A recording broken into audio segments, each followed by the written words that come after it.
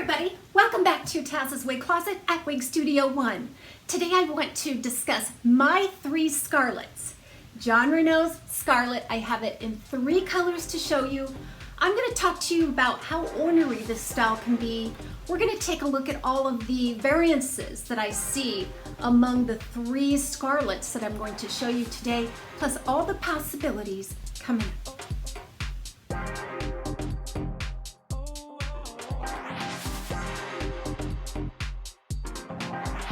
Scarlet, how cute and ornery you can be. You'll see it here in the color 12 FS8, and that's just a combination of some gold blonde, so some darker gold blonde, even a light gold brown, and then you're going to see a very pale gold blonde highlight, and there might even be some fine platinum spun in there, and that's all on an 8 root, which is medium brown. This is a classic color and a classic style. Years ago when I first started to wear wigs, I purchased a Jon Renau Julienne. Of course, that's hand-tied and it's very expensive. So to get a sister style, I purchased a Scarlet. Scarlet can be a bit chaotic and unpredictable, just like me. I love the curl pattern on most of them, but I've received some that I just couldn't do much at all with. This particular Scarlet has a nice airy feel to it, a lot of separation of the waviness. It is really very beautiful. Now, when I first got this, I have not worn this out at all yet. But with Scarlet, I always like to add a little bit of lift at the lace front. Scarlet features a temple-to-temple lace front, open top, sides, and back. And every Scarlet that I've gotten, the front piece kind of wants to swoop over the bang area. And you know me, I like a little bit of lift. And there's tons and tons of permatease on Scarlet, so it's the potential is definitely there. So I steamed in a little bit of lift there at front, just to keep it out and away from my face and build a little bit of profile on the top. I think it gives it a beautiful look. Overall, Scarlet is about 12 to 13 inches, and that front piece here is around 10 and a half. About 10 and a half inches there on the front. It's about the same length all the way around, but depending on how curly it is, you can kind of sense an angle there as well, just a slight graduation. So I really like Scarlet. I mean, you can get lots of volume all over this style. So one of my complaints, other than the unpredictable nature of the curl pattern, you never know what you're going to get, is the permatease.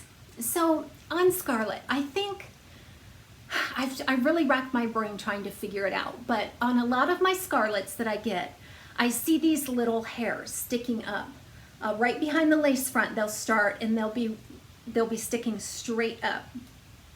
I don't think it's so bad on this one. There might be a few here and there. Now, when I was first starting to wear wigs, that really baffled me. I'm like, what is this? Is it a defect? Do I let somebody know? Because, you know, it just doesn't seem right. And I washed it, I styled it, I did a lot of things to kind of mask and camouflage those little straight hairs that stuck up. And they're probably only about 1 inch in length, and they stick straight up at the part. And that always drove me crazy. So what I think these hairs are is support hairs.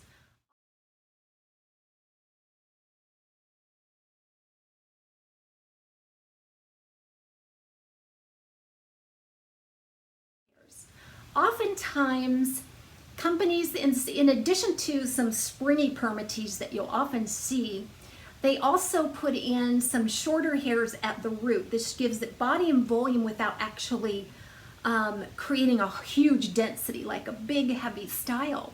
And I think that's what's going on here with Scarlet. Because what I managed to find out was, through my experimenting with this style, is those little short hairs are all over this wig, not just on the top. I can find them on the side, find them in the back. So those little support hairs, I believe, are just to keep the density down, adding a little bit of volume at the root, but then not carrying it out through a full shaft of fiber. So that's my 2 cents about Scarlet and why we're seeing those short little hairs. This style does need some refreshing throughout the day. A lot of curly styles don't. I mean, you just shake it out in the morning, apply it, style it however you want, and it's good to go. I think Scarlet does need some attention throughout the day. And I know this is a very popular style, so many of you have a Scarlet or have tried a Scarlet. Would love to hear from you. If you would please leave some comments about your experience with this style. Did you notice any of those little hairs? Did you notice this style gets stringy quite often, especially at the root? It needs a little bit of refreshing in terms of a little bit of a brush out or fluff several times throughout the day.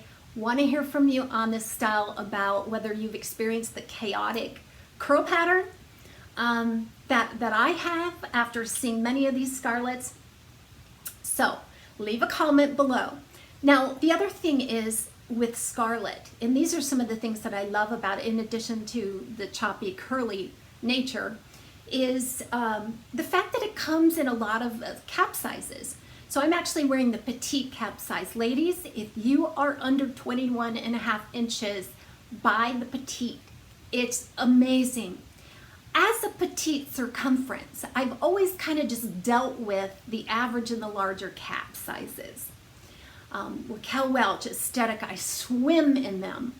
And I have to make accommodations, but they're not the most secure and they don't feel the most comfortable. But when you get your hands on a true petite cap and it fits you like a glove, I'll tell you, that is an amazing feeling. Doesn't happen to me very often, but this petite Scarlet is amazing. Now, Scarlet also comes in an average size and large. So there's a lot of variety and options with the Jon Renau Scarlet. So I have 2 other Scarlets I am going to show you today. And then I'll do a full 3-way side-by-side so that you can see them all. And you tell me if you see any differences. So now I'm wearing Jon Renau Scarlet in the color 27T613F, otherwise known as Toasted Marshmallow. This is an unrooted, very warm, light blonde shade. I have not done anything to this style. It actually still has its tags, so I literally just shook it out and placed it on. But this just gives you an example also of what I was talking about before, where Scarlet, generally the bangs just kind of come down and swoop over the eyebrow in a flat, kind of a flat way. And that's why I like to build in a little bit of lift and contour right at the front. So this is actually brand new. But isn't this a really pretty color? Toasted Marshmallow. It starts with like a dark amber gold base color. And then it's heavily highlighted with a pale gold blonde, and then it has pale gold blonde tips.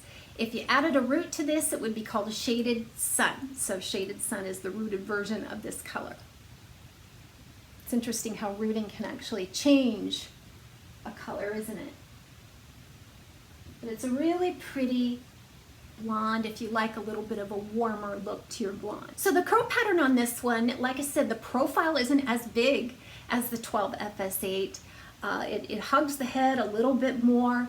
There's still plenty of permatease, but I'm just not noticing quite as much. The curl pattern is pretty much the same. A lot of times with Scarlet, you'll see one side of the front going this way, and then this side curls in the other direction. It can drive you crazy. That's just part of the chaotic curl pattern that we can get into with this style, and we just never know what we're going to get. This is also in the petite size, so it fits me beautifully. And I'm not noticing any of those support hairs up there. Although, I mean, you can see down through to a little bit of nestiness right there at the part.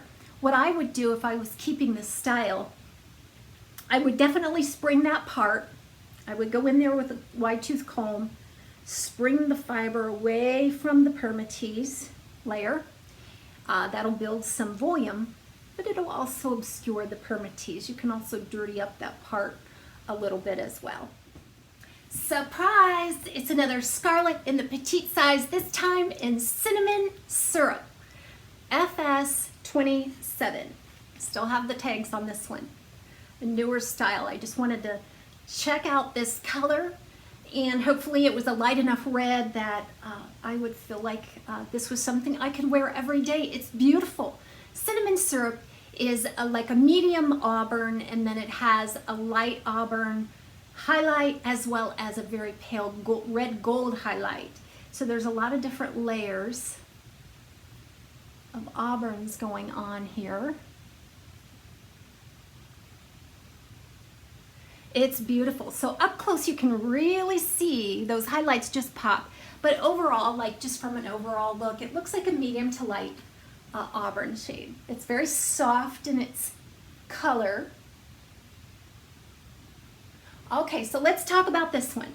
So right out of the box, again, it's that swoopy bang from the left to the right that kind of wants to drift over that right eye. I would have to fix that. I'm not quite sure I'm keeping this one yet, but I definitely would have to fix that. I would, I'd part it maybe a little bit differently. First of all, I would find a good parting space, and then I would go about adding some of that lift at the front. Now, a lot of times I can achieve that just with the heat of my hand, that little bit of contour there. And then some are stubborn to where I would have to use steam or something else to keep it in that contour. A lot of times too, if you're just using the heat of your hand, it's beautiful to find out what you might like. But if you plan on keeping your style and wearing it for a long time, you may want to use some steam just to kind of set it. It makes it a little more permanent. A lot of times I'm using the heat of my hand, I have to actually do that every time I wear it, which is fine with me in a lot of cases, but just be careful on a non-heat friendly style. Using any kind of heat can damage it very quickly. So I'm just more of a veteran here, and I know how much to use and how long and all of that. Okay, so curl pattern, beautiful. It has more of a looser wave to it. I think it has a good curl pattern. It seems consistent all the way around the style. It seems like it has a little more curl to it than did the Toasted Marshmallow, but right around the same amount maybe as the 12 FS8. And sometimes I learn as much as you do when I do a three-way side by side. Until I edit it, I don't really know how it compares. So it's kind of neat for me too. I think the lace front is well done. The fibers are very fine on all three of these, a very fine, light, wispy type of fiber. You could get some nice thick volume out of Scarlet. You know, that's how I prefer to wear it. I think Scarlet looks amazing in updos. I have a little scrunchie here. I love wearing Scarlet, and just a little loose twist.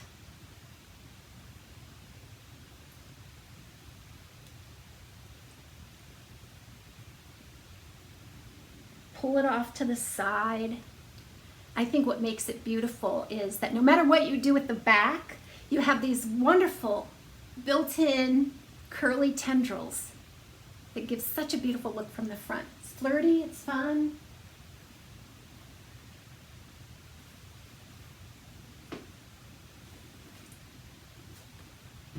I love it.